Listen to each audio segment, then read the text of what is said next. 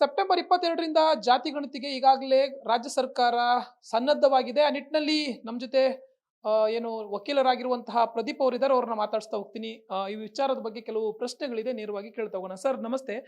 ಈಗಾಗಲೇ ಏನು ಸರ್ಕಾರ, ರಾಜ್ಯ ಸರ್ಕಾರ ಸೆಪ್ಟೆಂಬರ್ 22ರಿಂದ ಜಾತಿ ಗಣತಿ ಇದನ್ನ ಮಾಡೋಕೆ ಹೊರಟಿದೆ. ಬಟ್ ಒಂದು ಮಾತನ್ನ ಹೇಳ್ತಾ ಇರುವಂತದ್ದು ಸರ್ಕಾರ ಅಂತಂದ್ರೆ, ಇದು ಕೇವಲ ಜಾತಿ ಗಣತಿ ಅಲ್ಲ, ದಾರಿ ತಪ್ಪಿಸುವಂತ ಪ್ರಯತ್ನವನ್ನ ಮಾಡಬೇಡಿ. ಇದು ಏನು ಸಾಮಾಜಿಕ ಹಾಗೇನೆ ಶೈಕ್ಷಣಿಕವಾದಂತ ಸಮೀಕ್ಷೆ ಅಂತ ಹೇಳ್ತಾ ಇದೆ. ತಮ್ಮ ಅನಿಸಿಕೆ ಅಥವಾ ಅಭಿಪ್ರಾಯ ಏನು? ಆ, ಅವ್ರು ಹೇಳ್ತಾ ಇರ್ತಕ್ಕಂಥದ್ದು ಕರೆಕ್ಟು, ಆದರೆ ಅದೇ ತಪ್ಪು. ಅದೇ ಒಂದು ಮಿಸ್ಲೀಡ್ ಮಾಡ್ತಾ ಇರ್ತಕ್ಕಂಥದ್ದು, ಜನರನ್ನ ದಿಕ್ಕು ತಪ್ಪಿಸುವ, ದಾರಿ ತಪ್ಪಿಸುವ ಕೆಲಸವನ್ನ ಸಿದ್ದರಾಮಯ್ಯನವರು ಬಹಳ ಬೆಣ್ಣೆಯಲ್ಲಿ ಕೂದಲು ತೆಗೆದಂಗೆ ಮಾತಾಡ್ತಾರೆ. ಇದು ಜನಗಳಿಗೆ ಅರ್ಥ ಆಗಲ್ಲ. ನೀವು ಕೊಡ್ತಾ ಇರ್ತಕ್ಕಂಥ ಕ್ಯಾಶ್ ಸೆನ್ಸಸ್ ಇದೆಯಲ್ಲ, ಆ ಸೆನ್ಸಸ್ನ ಕಲಂಗಳಲ್ಲಿ ನೀವು ನಮೂದಿ ಮಾಡಿದಿರಲ್ಲ, ಏನು ನಮೂದು ಮಾಡಿದಿರಿ ಅದು ಈಗ ಸಬ್ ಕ್ಯಾಸ್ಟ್ಗಳ ಬಗ್ಗೆ ನಮೂದು ಮಾಡಿದಿರಲ್ಲ. ಫಾರ್ ಎಕ್ಸಾಂಪಲ್, ನೀವು ಎಲ್ಲರೂ ಚರ್ಚೆ ಮಾಡ್ತಾ ಇದ್ದಾರೆ, ಕುರುಬ, ಆ ಕುರುಬನ್ ಕ್ಯಾಸ್ಟ್ ಮುಂದೆಗಡೆ ಕ್ರಿಶ್ಚಿಯನ್ ಕುರುಬ, ಈ ರೀತಿ ಅನೇಕ ಜಾತಿಗಳನ್ನು ನೀವು ಎಲ್ಲೋ ಒಂದು ಕಡೆ ಬೈಫರ್ಗೇಷನ್ ಮಾಡಿ ನೀವೆಲ್ಲ ಒಂದು ಕಡೆ ಮಿಸ್ಲೀಡ್ ಮಾಡ್ತಾ ಇದ್ದೀರಾ. ಅದನ್ನು ವ್ಯವಸ್ಥಿತವಾಗಿ ಮಿಸ್ಲೀಡ್ ಮಾಡ್ತಾ ಇದ್ದೀರಾ. ಎಸ್, ನಾವು ಜಾತಿ ಗಣತಿಯ ವಿರೋಧಿಗಳಲ್ಲ. ಜಾತಿ ಗಣತಿ ಆಗಲಿ, ಅದು ಶೈಕ್ಷಣಿಕವಾಗಿ ಮಾಡ್ತೀರಾ, ಸಾಮಾಜಿಕವಾಗಿ ಮಾಡ್ತೀರಾ, ಯಾವ ಆಧಾರದ ಮೇಲೆ ಮಾಡ್ತೀರಾ, ನಮಗೇನು ಅದ್ರ ಬಗ್ಗೆ ಡಿಸ್ಪ್ಯೂಟ್ ಇಲ್ಲ. ಜಾತಿ ಗಣತಿ ಆಗಲಿ. ಆದರೆ ನೀವು ಜಾತಿ ಗಣತಿ ಮಾಡುವಾಗ ಎಲ್ಲೋ ಒಂದು ಕಡೆ ಈ ಮಿಸ್ಕ್ಯಾಲ್ಕುಲೇಟ್ ಮಾಡುವ ಪ್ರಯತ್ನವನ್ನು ಭಾಳ ವ್ಯವಸ್ಥಿತವಾಗಿ ಮತ್ತು ಭಾಳ ಬುದ್ಧಿವಂತಿಕೆಯಿಂದ ಸಿದ್ದರಾಮಯ್ಯವರು ಈ ಪ್ರಕರಣದಲ್ಲಿ ಮಾಡ್ತಾ ಇದ್ದಾರೆ ಅಂತ ನಮ್ಮೆಲ್ಲರಿಗೂ ಅನಿಸ್ತಾ ಇದೆ. ಹಾಗಾಗಿ ಎಲ್ಲ ಜಾತಿಗಳ ಎಲ್ಲ ಜಾತಿ ಮುಖಂಡರುಗಳು ಎಲ್ಲ ಒಂದು ಕಡೆ ಅಸಮಾಧಾನಿತರಾಗಿದ್ದಾರೆ. ನೀವು ಆ ಜಾತಿಗಳ ಅಸಮಾಧಾನಿತರಾದ ಮುಖಂಡರ ಅಥವಾ ಏನು ರಾಜಕೀಯ ಮುಖಂಡರ, ಸಂಘಟನೆಗಳ ಮುಖಂಡರ ಮತ್ತು ವಿಶೇಷವಾಗಿ ಆ ಜಾತಿಗಳ ಏನು ಮಠಾಧೀಶರಿದ್ದಾರೆ ಅವ್ರ ಜೊತೆ ಒಂದಷ್ಟು ಮಾತುಕತೆಯನ್ನು ಮಾಡಿ ಯಾವ ರೀತಿ ಸೆನ್ಸಸ್ ಆಗಬೇಕು ಅನ್ನೋ ಅಭಿಪ್ರಾಯವನ್ನು ಪಡ್ಕೊಂಡು ಮಾಡಿದ್ದಿದ್ರೆ ಇನ್ನು ಭಾಳ ಸ್ಪಷ್ಟವಾದ ಒಳ್ಳೆಯ ರಿಸಲ್ಟನ್ನು ಈ ಜಾತಿ ಸಮೀಕ್ಷೆಯಲ್ಲಿ ಪಡ್ಕೋಬೋದಾಯಿತು. ಈ ಜಾತಿ ಗಣತಿ ಹಾಗಿದ್ರೆ ಈಗ ರಾಜ್ಯದ ಜನರ ಅಭಿವೃದ್ಧಿಗೆ ಪೂರಕವಾಗಿ ಕೆಲಸ ಮಾಡಲಿದ್ಯಾ ಅಂತ? ಅಲ್ಲ, ಜಾತಿ ಸಮೀಕ್ಷೆ ಯಾಕೆ ಬೇಕು ಅಂತಂದರೆ, ಒಂದಷ್ಟು ಈ ಅಭಿವೃದ್ಧಿ ಕೆಲಸಗಳನ್ನ ಮಾಡಬೇಕಾದ್ರೆ, ಒಂದಷ್ಟು ಡೆವಲಪ್ಮೆಂಟ್ ವರ್ಕ್ ಮಾಡಬೇಕಾದ್ರೆ ಅವಶ್ಯಕತೆ ಇದೆ, ಖಂಡಿತ ಅವಶ್ಯಕತೆ. ಯಾಕೆಂದರೆ ಯಾವ್ಯಾವ ಜಾತಿಗಳು ಯಾವ ಪ್ರದೇಶದಲ್ಲಿ ಹಿಂದುಳಿದಾವೆ, ಎಲ್ಲೆಲ್ಲಿ ಹಿಂದುಳಿದಾವೆ, ಅದರದ್ದೊಂದು ಸಮೀಕ್ಷೆ ಇದ್ದರೆ ಅಲ್ಲಿಗೆ ನೀವು ಒಂದಷ್ಟು ಅದಕ್ಕೆ ಪೂರಕವಾಗಿ ಬಡ್ಜೆಟ್ನಲ್ಲಿ ಅಲೋಕೇಶನ್ ಮಾಡಲಿಕ್ಕೆ, ಹಣವನ್ನು ಬಿಡುಗಡೆ ಮಾಡಲಿಕ್ಕೆ, ಆ ಜಾತಿಗಳನ್ನು ಮೇಲೆತ್ತಲಿಕ್ಕೆ ಅನುಕೂಲ ಆಗುತ್ತೆ. ಖಂಡಿತ ಇಲ್ಲ ಅಂತ ಹೇಳಲ್ಲ.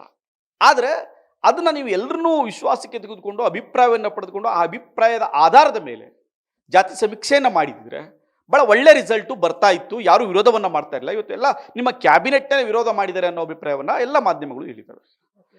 ಹಾಗಾಗಿ ನಾನು ಇವತ್ತು ಬೇರೆ ಬೇರೆ ಒಕ್ಕಲಿಗರ ಸಮಾಜ ಇರ್ಬೋದು, ಲಿಂಗಾಯತರ ಸಮಾಜ ಇರ್ಬೋದು, ದಲಿತ ಸಮಾಜ ಇರ್ಬೋದು, ಎಲ್ಲರೂ ಕೂಡ ಮೀಟಿಂಗ್ಗಳನ್ನು ಮಾಡ್ತಾ ಇದ್ದಾರೆ. ಮುಖಂಡರುಗಳು ಮನವಿಯನ್ನು ಮಾಡ್ಕೋತಾ ಇದ್ದಾರೆ, ಈ ರೀತಿ ನೀವು ಫಿಲಪ್ ಮಾಡಬೇಕು, ಈ ರೀತಿ ನೀವು ಬರೀಬೇಕು ಕಲಂಗಳನ್ನು. ಅದಕ್ಕೆ ಗೊಂದಲನೇ ಇರ್ತಾ ಇರಲಿಲ್ಲ.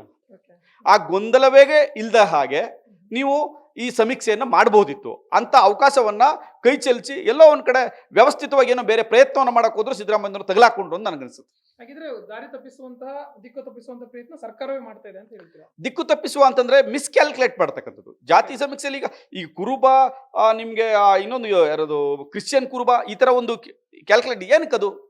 ಈಗ ನಾನೊಬ್ಬ ಕುರುಬ ಆಗಿ ಅವನು ಕುರುಬ ಸಮುದಾಯವನ್ನು ತೊರೆದು ಕ್ರಿಶ್ಚಿಯನ್ ಆಗೋದ್ಮೇಲೆ ಕ್ರಿಶ್ಚಿಯನ್ ಅಲ್ಲ ಅವನನ್ನ ಇಲ್ಲಿ ಕ್ರಿಶ್ಚಿಯನ್ ಕುರುಬ, ಈ ಕುರುಬ ಅಂತ ಯಾಕೆ ನೀವು ಡಿವೈಡ್ ಮಾಡ್ತಾ ಇದ್ದೀರಾ?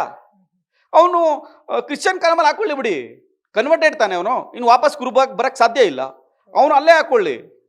ಕುರುಬ ಏನಿದ್ದ ಅವನು ಕುರುಬನ ಕಾಲಮಲ್ಲಿ ಇದ್ರೆ ಕುರುಬರ ಕಾಲಮಲ್ಲಿ ಹಾಕೊಳ್ಳಿ, ಕ್ರಿಶ್ಚಿಯನ್ ಕಾಲಮ್ ಇದ್ರೆ ಕ್ರಿಶ್ಚಿಯನ್ ಕಾಲಮಲ್ಲಿ ಹಾಕೊಳ್ಳಿ. ಕನ್ವರ್ಟ್ ಆಗೋಗಿದ್ದ ಅಲ್ಲೇ ಹಾಕಬೇಕು. ಆದರೆ ನೀವು ಅದನ್ನ ಯಾಕೆ ಸಬ್ ಕಾಲಮ್ನ ಕೊಡ್ತಾ ಇದ್ರಿ? ಆ ಸಬ್ ಕಾಲಮ್ನ ಇರಬಾರ್ದು. ಅದು ಕುರುಬರಲ್ಲಿರ್ಬೋದು, ಗೌಡರಲ್ಲಿರ್ಬೋದು, ಲಿಂಗಾಯತರಲ್ಲಿರ್ಬೋದು, ದಲಿತರಲ್ಲಿರ್ಬೋದು, ಅದು ಇನ್ಯಾವುದೇ ನಾಯಕ ಸಮಾಜದಲ್ಲಿರ್ಬೋದು. ಆ ಯಾವಕ್ಕೂ ಕೂಡ ನೀವು ನೇರವಾಗಿ ಅದಕ್ಕೆ ಒಂದು ಉಪಜಾತಿಗಳಿದ್ದಾವೆ, ಇಲ್ಲ ಅಂತ ನಾನು ಹೇಳೋದೇ ಇಲ್ಲ. ಆದರೆ ಈ ರೀತಿಯ ಒಂದಷ್ಟು ಮಿಸ್ಕ್ಯಾಲ್ಕುಲೇಟ್ ಮಾಡ್ತಕ್ಕಂತಹ ಪ್ರಯತ್ನವನ್ನು ಎಲ್ಲೋ ಸಿದ್ದರಾಮಯ್ಯನವರು ಮಾಡಿದ್ದಾರೆ ಅಂತ ನನಗನ್ನಿಸ್ತಾ ಇದೆ. ಒಟ್ಟಾರೆಯಾಗಿ ಈ ಒಂದು ಜಾತಿ ಗಣತಿಯಿಂದ ಜನಕ್ಕೆ ಅನುಕೂಲ ಇದೆಯಾ ಇಲ್ವೋ, ಒಂದಷ್ಟು ಏನು ಆರೋಪ ಪ್ರತ್ಯಾರೋಪಗಳನ್ನು ಮಾಡ್ಕೊಳ್ಳಕ್ಕೆ, ರಾಜಕೀಯ ಮಾಡ್ಕೊಳ್ಳಕ್ಕೆ ಹೆಚ್ಚಾಗಿ ಬಳಸ್ಕೊಳ್ತಾ ಇಲ್ಲ. ಇರುವಂತದ್ದು. ಸೊ ಇದ್ರ ಬಗ್ಗೆ ತಮ್ಮ ಆದ್ರೆ ನನ್ಗನ್ನಿಸ್ತಾ ಇರೋದೇನಪ್ಪ ಅಂದ್ರೆ ಸಿದ್ದರಾಮಯ್ಯನವರು ಹಟ್ಟಿಗೆ ಬಿದ್ದಿದ್ದಾರೆ. ಓಕೆ. ಜಾತಿ ಸಮೀಕ್ಷೆ ಮಾಡ್ಲೇಬೇಕು, ನಾನು ಹೋಗುವಷ್ಟರಲ್ಲಿ ಜಾತಿ ಸಮೀಕ್ಷೆ ಮಾಡ್ಬಿಟ್ಟು ಹೋಗ್ಲೇಬೇಕು ಅನ್ನೋ ಹಠಕ್ಕೆ ಮತ್ತು ಧಾವಂತಕ್ಕೆ ಬಿದ್ದಿದ್ದಾರೆ. ಅದಕ್ಕೆ ಅವರು ಈ ಸಮೀಕ್ಷೆ ಬೇಡ ಅಂತ ಹೇಳಿದ್ರು ಕೇಂದ್ರದ ನಾಯಕರು ಅವರ ಹೇಳಿದ್ರು ಕೂಡ ಅವರು ಯಾಕಾಗಿ ಮಾಡ್ತಾ ಇದ್ರೆ ಅಂತ ಅನ್ಸುತ್ತೆ? ಅದು ಯಾವ ಕಾರಣ ಅಂತ ನನಗೆ ಗೊತ್ತಿಲ್ಲ. ಕಾರಣ ಅವ್ರದ್ದು ಪವರ್ ಪೊಲಿಟಿಕ್ಸ್, ಜಾತಿ ಪೊಲಿಟಿಕ್ಸ್. ಇನ್ನೊಂದೇನಪ್ಪ ಅಂದ್ರೆ ಪವರ್ಗೆ ಬರಬೇಕು ಅಂದ್ರೆ ನಾನು ಜಾತಿಗಳು ಏನಿದೆ ಅನ್ನೋದು ಒಂದು ಮಿಸ್ಲೀಡ್ ಮಾಡ್ತಕ್ಕಂಥ ಪ್ರಯತ್ನನೇ, ಬೇರೆ ಇನ್ನೇನಿಲ್ಲ. ವೋಟ್ ಪೊಲಿಟಿಕ್ಸ್ ಬಿಟ್ರೆ ಇನ್ನೇನಿದೆ? ವೋಟ್ ಪಾಲಿಟಿಕ್ಸ್ ಅಂದ್ರಿ ಕರೆಕ್ಟ್. ಏನು ವಿರೋಧ ಪಕ್ಷದ ನಾಯಕರುಗಳು ಕೂಡ ಅದನ್ನೇ ಆರೋಪ ಮಾಡ್ತಾ ಇರುವಂತದ್ದು. ಆದ್ರೆ ಅವ್ರಿಗೂ ಕೂಡ ಅನುಕೂಲನೇ ಆಗುತ್ತಲ್ಲ ಸರ್. ಈಗ ಎಲ್ಲಿವರೆಗೂ ರಾಜಕಾರಣಿಗಳು ಈ ಜಾತಿಯನ್ನು ಇಟ್ಕೊಂಡು ಮತವನ್ನ ಕೇಳಲ್ವಾ ಅಲ್ಲಿವರೆಗೂ ಇದು ನಡೀತಾನೆ ಇರುತ್ತೆ. ಅಲ್ಲ, ಸಿದ್ದರಾಮಯ್ಯನವರು ಏನ್ ಮಾಡಿದ್ರು, ಹಿಂದೆ ಸಮೀಕ್ಷೆ ಮಾಡಿದಂಥ ಸಂದರ್ಭದಲ್ಲಿ ಕೆಲವೊಂದು ಜಾತಿಗಳ ರಿಸಲ್ಟ್ ಅನ್ನ ಮಾತ್ರ ಸೋರಿಕೆ ಆಗುವಾಗಿ ನೋಡ್ಕೊಂಡ್ರು. ಕೆಲವು ಜಾತಿಗಳ ರಿಸಲ್ಟ್ ಅನ್ನ ಸೋರಿಕೆ ಆಗದಾಗೆ ನೋಡ್ಕೊಂಡ್ರು. ಯಾವ ಜಾತಿ ಸೋರಿಕೆ ಆದ್ವೋ ಅದರಲ್ಲಿ ಅವ್ರಿಗೆ ಲಾಭ ಆಗುವಂಗೆ ನೋಡ್ಕೊಂಡ್ರು. ಆ ಲಾಭನೇ ಮುಂದುವರೆದ ಭಾಗವಾಗಿ ಇದರಲ್ಲೆಲ್ಲ ಒಂದ್ ಕಡೆ ಕಾಣಿಸುತ್ತೆ ಅನ್ನೋ ಒಂದು ಧಾವಂತದಲ್ಲಿ, ಭಯದಲ್ಲಿ ಬೇರೆ ಬೇರೆ ಪಕ್ಷಗಳು ಇದಾವೆ. ಅದ್ರ ತಪ್ಪೇನಿಲ್ಲ. ಒಂದು ಪವರ್ ಪೊಲಿಟಿಕ್ಸ್ ಪಾರ್ಟಿಗಳಾಗಿ ಇವತ್ತು ಅವೆಲ್ಲ ಚಿಂತನೆ ಮಾಡ್ಬೇಕಾದ ಸಹಜ ಗುಣ. ಆದ್ರೆ ಇಲ್ಲಿ ನೀವು ಇವರು ಸಿದ್ದರಾಮಯ್ಯನವರ ಮಿಸ್ಕ್ಯಾಲ್ಕುಲೇಟ್ ಇಂದ ಏನೋ ಸಮಸ್ಯೆ ಆಗ್ಬೋದು ಅನ್ನೋದು. ಯಾಕಂದ್ರೆ ದೊಡ್ಡ ಮಟ್ಟದ ಈ ರಿಸಲ್ಟು ವೋಟರ್ಸ್ ಮೇಲೆ ಯಾವ ರೀತಿ ಇಂಪ್ಯಾಕ್ಟ್ ಆಗುತ್ತೆ, ಸಮಾಜದ ಮೇಲೆ ಹೇಗೆ ಇಂಪ್ಯಾಕ್ಟ್ ಆಗುತ್ತೆ, ಜಾತಿಗಳ ಮೇಲೆ ಹೇಗೆ ಇಂಪ್ಯಾಕ್ಟ್ ಆಗುತ್ತೆ, ಧರ್ಮಗಳ ಮೇಲೆ ಹೇಗೆ ಇಂಪ್ಯಾಕ್ಟ್ ಆಗುತ್ತೆ ಅನ್ನೋದು ಕೂಡ ಬಹಳ ಇಂಪಾರ್ಟೆಂಟು. ಆ ಕಾರಣದಿಂದ ಅವರು ಇವ್ರ ಮೇಲೆ ಡೌಟ್ ಪಡ್ತಾ ಇರ್ಬೋದು. Okay sir, yes, thank you. Yes ವೀಕ್ಷಕರೇ, ಇದಿಷ್ಟು ವಕೀಲರಾಗಿರುವಂತಹ ಪ್ರದೀಪ್ ಅವರ ಮಾತು. ಕ್ಯಾಮರಾ ಪರ್ಸನ್ ರಿಯಾಜ್ ಜೊತೆ ಜಾಯ್ ಲೈಗೌಡ್, ರೆಬೆಲ್ ಟಿವಿ, ಬೆಂಗಳೂರು.